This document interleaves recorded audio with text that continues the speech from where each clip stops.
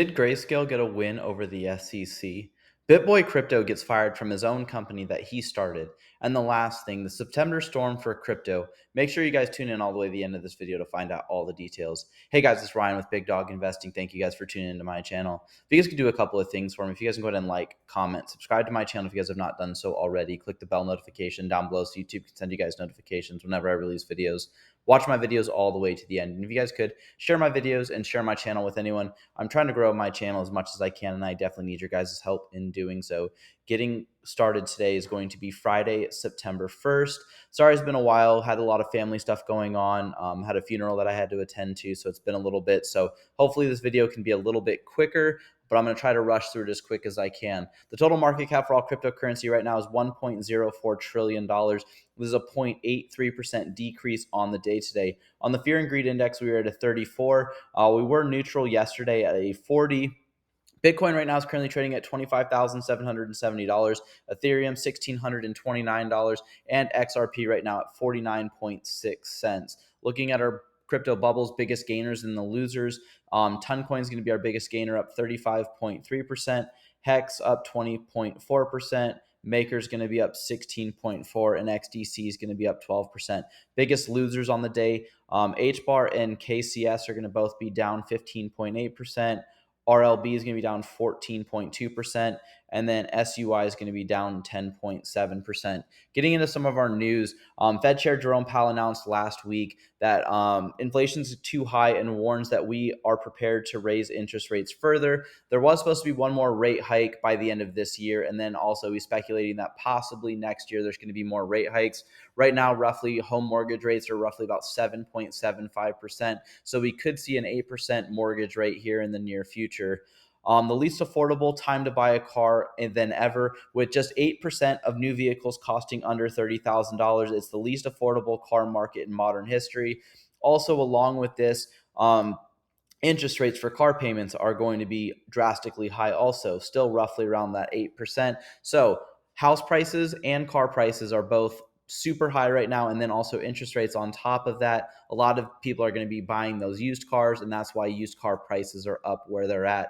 Looking at the chart below from the Kabasi letter, a lot of our money was actually printed in the last 4 years. So since 2020, the U.S. has printed nearly 80% of all U.S. dollars in circulation. To put that into perspective, at the start of 2020, we had $4 trillion in circulation. So we have a lot of money right now that's in circulation, and it was all the massive printing that happened due to the whole pandemic.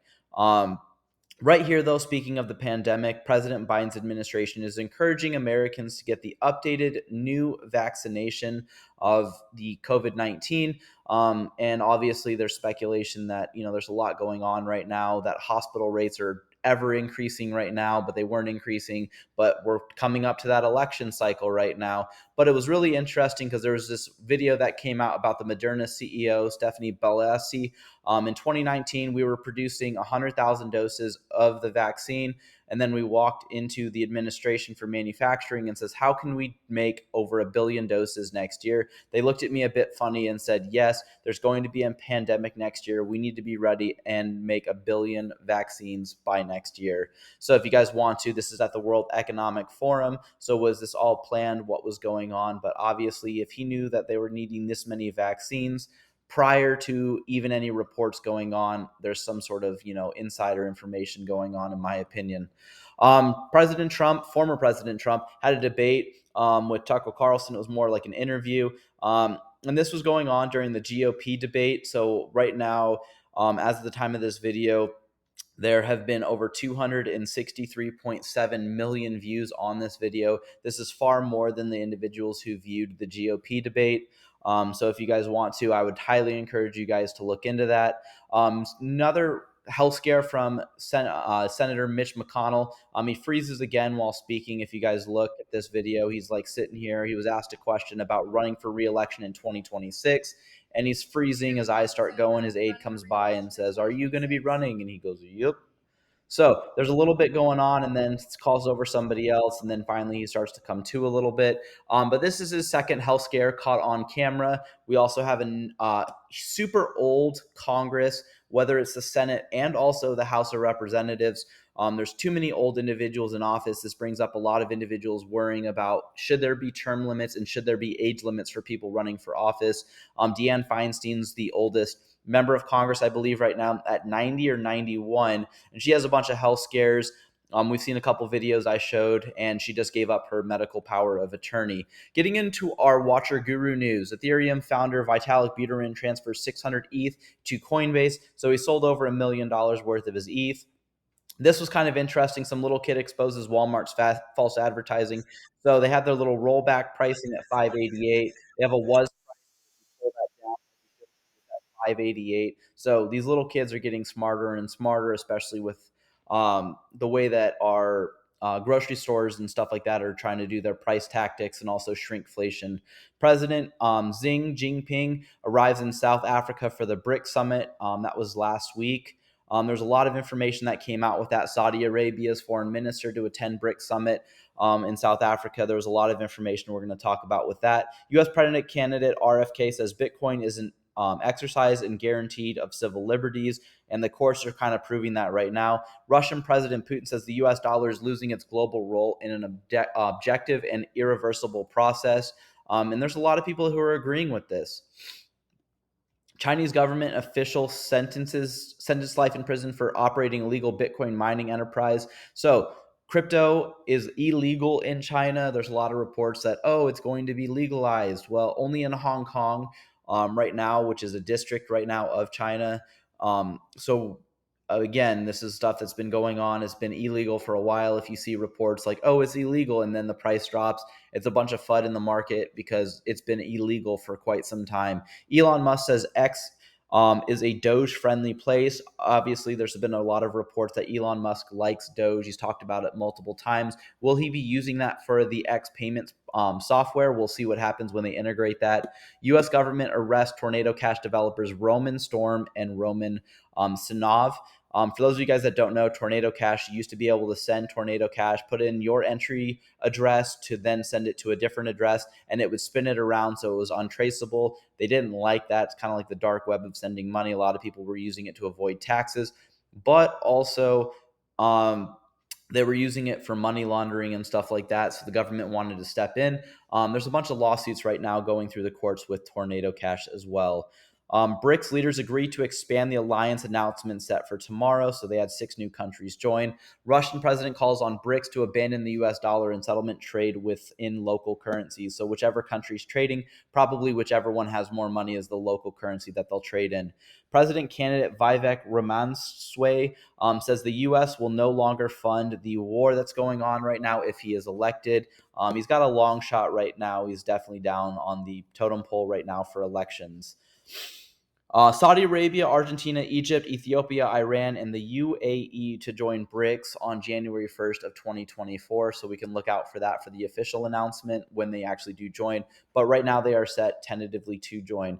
U.S. government sues Elon Musk SpaceX. If you guys want to read a little bit more into that, you guys can. But it was basically about his hiring practices and stuff like that, saying it was discriminatory. Didn't go into much detail, but more reports will come out. BRICS to officially abandon U.S. dollar for trade settlements. And former President Trump has been arrested. His mugshot was put out online. There was a fake mugshot that was going around, and then he actually put out his own mugshot on his True Social app. And a bunch of people are wondering what's going on with it. A bunch of people saying he's staring, looking at the people, staring at the camera, showing the government that he knows what's going on and the collusion and stuff that's been going on with his court case, especially with the trial set for 2024, right before the polling process starts to go through, and then right before a lot of people start touring, and the primaries for the Republican Party are out. We just talked about this, but 6 of the world's 9 largest oil producers are now officially members of BRICS. So obviously we rely on oil right now. We have a bunch of people in our government that are trying to move away from oil, but we're still oil dominated. A bunch of Bitcoin options expire. It did drop the price of Bitcoin a little bit. Fed Chair Jerome Powell says inflation is still too high, and that warns more interest rates are incoming. And again, we've talked about this, and he already said one more by the end of the year, but possibly more here in the near future. What else are we going to talk about? President Trump promises to build the greatest economy in history if in the world with tax cuts and energy dominance. If elected, we were energy independent. This is what we were going to get into right here with Hong Kong. So it's part of China, but it's the Republic of China. So there's not really like a whole, it has its own government essentially. But they have a new thing called Hashkey, which is going to be their first blockchain. And it's actually officially adopted through the government.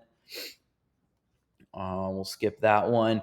One of the big news right here, YouTuber Bitboy Ben Armstrong, probably the biggest person in cryptocurrency for influencers, was fired from his company, citing financial damage and substance abuse. So yesterday, BJ Investment Holdings, the parent company of Hit Network, took decisive legal action by removing Ben Armstrong from the company and specifically the Bitboy crypto brand. This difficult decision is an accumulation of a prolonged effort to help Ben during his relapse into substance abuse, as well as the reconcile the emotional, physical, and financial damage he has done to the employees of Hit Network and the crypto community. So there's a lot of stuff going on with this. And in with this, he actually, there are videos right here if you guys want to watch it, but he actually released a drug test saying that it was all negative. So if we look right here, cocaine, marijuana, opioids, PCPs, heroin, amphetamines, all those tested negative. So there's a lot of stuff going on. There was a video that circulated today that was put out on his YouTube channel. He asked the company to please put it out. And it basically talks about how he was cheating on his wife. And he says, don't blame the other woman. She wasn't at fault. I was. This is detrimental to me and my family and my kids. And I got to work through this. And hopefully I'll sometime return to the channel. We'll see what happens with this. But there's a lot of controversy that's been going on. Crypto asset manager Grayscale wins lawsuit against the SEC. So there's a lot of misinformation with this. They didn't actually win the lawsuit. So a bunch of people are claiming it's a win. They actually just got, the SEC was told to please review this. They didn't agree. The courts didn't agree with the SEC's denial of it or prolonging it. That there should be a reason why that Grayscale and other places should not be able to file for their Bitcoin spot ETF because we have the futures ETFs that are being out right now. So CoinDesk did this as an appeals court has ordered the SEC to review this injection of Grayscale's Bitcoin ETF bid, potentially opening the door for an approval. Stuart Alradi, who's the chief legal officer over at Ripple, says the SEC is getting battered in court. In our case, it was proven wrong, being called hypocritical, lacking faithful allegiance to the law, fined for discriminatory abuses, and now another distinguished court saying it's arbitrary and capricious. That's a really big deal, and I 100% agree with that. Bitcoin did rise to $27,400 after the Grayscale announcement. And then since it's again retraced, we've already talked, right now we're trading for roughly about $25,400. X obtains license required for crypto payments and trading. Goldman Sachs sends funds for the Chinese Communist Party to buy a series of US and UK companies. A little bit more about the Grayscale stuff that's been going on. Skip that. Skip that. They keep talking about the Grayscale ETFs. U.S. court covers Bitcoin and Ethereum commodities while dismissing a lawsuit against Uniswap DeFi platforms. So it's kind of interesting that the courts are now saying that Ethereum is, but we already had the Ethereum free pass speech. Was that considered law now? There's a lot of speculation about that. SEC delays Valkyrie, Wisdom Tree, and Investico spot Bitcoin ETF applications, even after they lost in court or got told to review it because it wasn't really a loss. They're just told you need to go review this. And then today, the SEC delays BlackRock spot ETF. A little bit more about the reasons why. A court declares crypto legal property protected by law, but they just sentenced somebody to prison. And then the last thing, presidential candidate RFK says BRICS was created because U.S. government weaponized the U.S. dollar. And we're going to watch a little thing that says that they did that. So if you guys want to, you guys can read more about the SEC's battle with the Grayscale application. But right here, Chinese President Xi Jinping speech at the summit. He says international rules must be written jointly rather than dictated by those who with the strongest muscles and the loudest vocals. We need to accelerate the BRICS expansion process. So he's basically targeting and calling out the United States for this. We talked about these 6 companies joining BRICS right here. They're right there. But what's really interesting is that the kingdom and the BRICS largest trading partner in the Middle East is Total.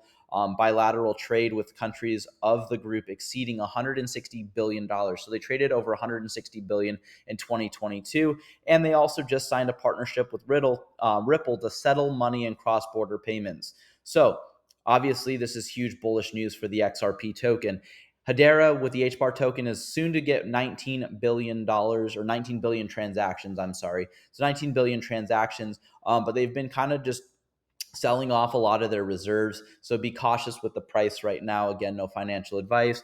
But Hedera is partnered with the carbon-based company. And this is a Chinese carbon-based company that's going to basically be able to track what's going on. And that's kind of huge bullish news, in my opinion, for HBAR. And we also saw HBAR's miner company, DropCC, that uses the HBAR token, partner with FedNow. So this is, again, just getting more adoption with the legal systems in other countries. Former Swift manager director Andre Casterman shared his time with an experience at the XDC Network Live conference. His insights into the tokenization of trade finance with the XDC blockchain is absolutely fascinating. Make sure you guys go follow Andre. If you guys want to listen to the video and the interview, he talks about a lot about the XDC network and his time over at Swift, but also says how good the XDC network is. Again, bullish with XDC, and this has caused a lot of price action with that. Emi Yoshikawa, VP of Corporate Strategy at Ripple and Consensus Strategy, yesterday talked about how blockchain crypto payments are just 2 to 3 years for mass adoption.